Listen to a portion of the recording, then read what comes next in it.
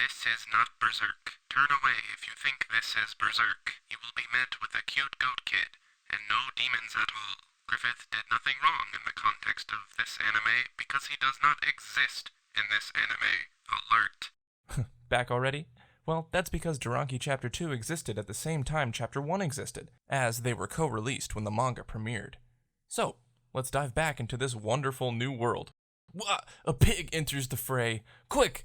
Blow his house down. This kid, who looks suspiciously like a famous youngified black swordsman we've all come to love, rears back his non-black, non-sword-like bow to strike, but screws it up because he's clearly only versed in battle with a heavier, indeed more heap of raw iron type weapon. Pig rushes past, knocking the kid away.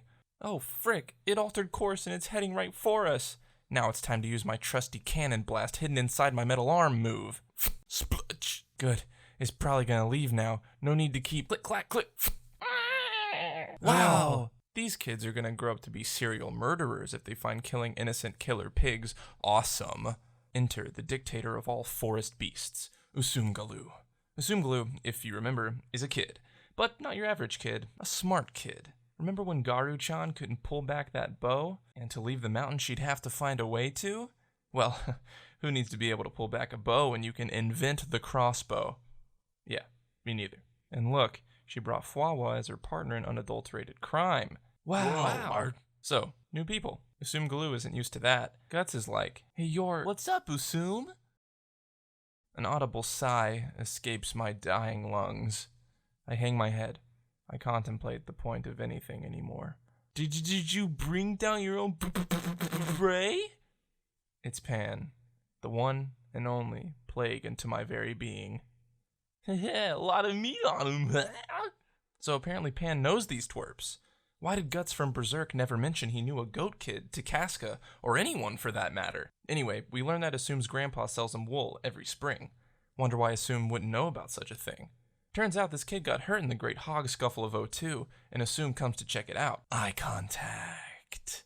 What are you? Don't worry, I'm smart, and I'm a doctor. There's not a lot of blood, which means you're most likely a robot, and you must be destroyed. Wait, no, it means you're fine. Ignoring this, black-haired boy takes a whiff of Asum's hair. I'll apply some experimental ointment I have just recently procured. It'll either heal you, or turn your face into a schnoz. No, it'll be fine. Why am I making up words? They barely say any of this. So basically, Usumgalu knows everything and that, well, it'd just be better for him to apply the ointment Usum has. Usum and Rat Beast introduce themselves and turns out this kid's name isn't Young Guts after all. It's Kirta. And that's this guy and this guy and this guy. Who cares? Kirta asks to see the contraption that Usum used against the pig, and Usum obliges. Bulkier than a bow. Indeed, it was a heap of raw crossbow. How do you even use this thing? Kirta inquires. Allow me to give it a go, old chap. And he's an idiot. Huh. For once I agree with Rat Beast. Once again, Usum comes to the rescue. You do it like this with your legs. Bro, this boy has caught feelings. How do you think Casca's gonna react? Squeeze, whoosh, thwuck. Right into the helpless, harmless, innocent tree. And if you run out of arrows, just caress a rock in there. Wait a second. Caress? Bow? Oh my god! I think I left the stove on. But really, is there a better explanation for this? Maybe the Japanese was more subtle about it being named that way. So, where did Usum acquire such a thing? Well, as we already knew, and as Goat Kid points out, Usumgalu made the damned thing.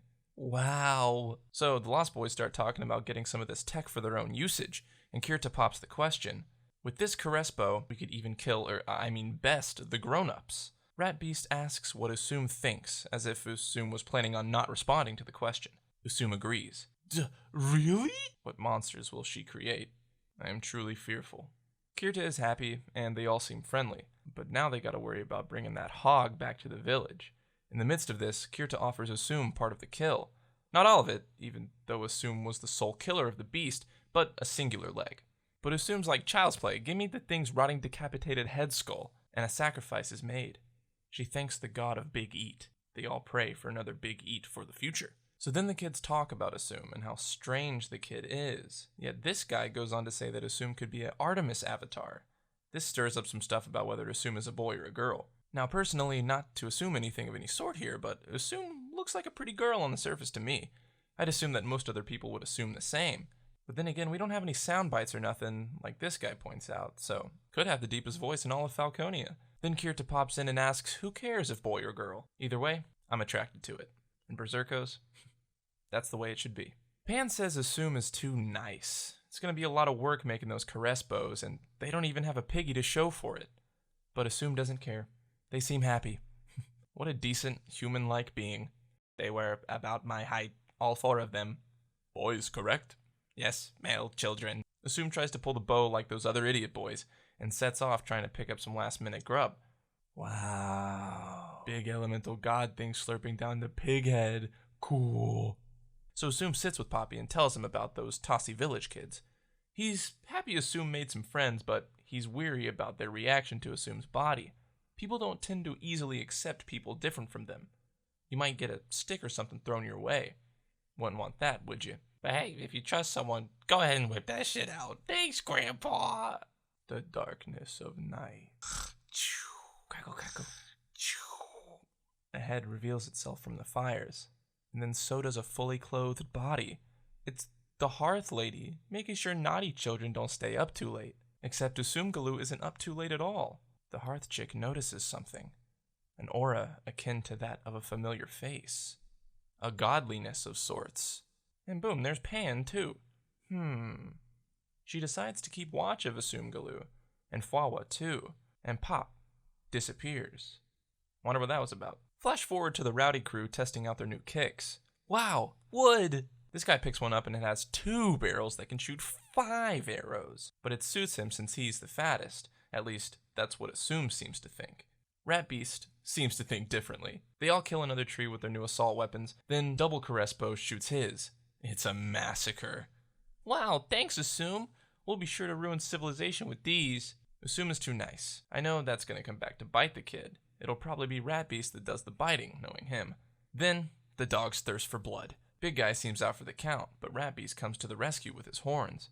They've got him trapped. Big Guy opens fire on the helpless animals. Nice. He did a great job. But I can't lie. I hate this kid's face. Oh no. The dogs. They notice something. I'm thoroughly freaked. What could it be? Should I even turn the page? Brim! It's wolves. Wolves. They're surrounded. They try to knock their arrows into the caress bows. They've backed themselves into a deathly corner. Looks like it's my time to shine. Pan? He gets eaten alive. Just kidding. Pan can apparently subdue all beasts with his godly abilities. He gives up. Friggin' Rat Beast. The kids try to work out their own solution. Assume turns to the god of waterfalls for help. Blood is given. Prayers are answered. Part the water beer. They see an opening and make a break for it. Kirta wonders how this solution arose, but there's no time for that now, idiot. Huh? Just who are you? And that's it. Some great action already. I like it. We see more and more evidence that Usumgalu is very overpowered, and I'm expecting to see some answers soon. Either way, I hope those kids are able to get out of that wolf-shaped pickle they're in. Do you guys enjoy this anime as much as I do so far? It's surprisingly wholesome, but suspenseful and interesting at the same time. Even Pan is growing on me. Anyway, that was a lie. Until next time, may the God hand bless you with a fist bump.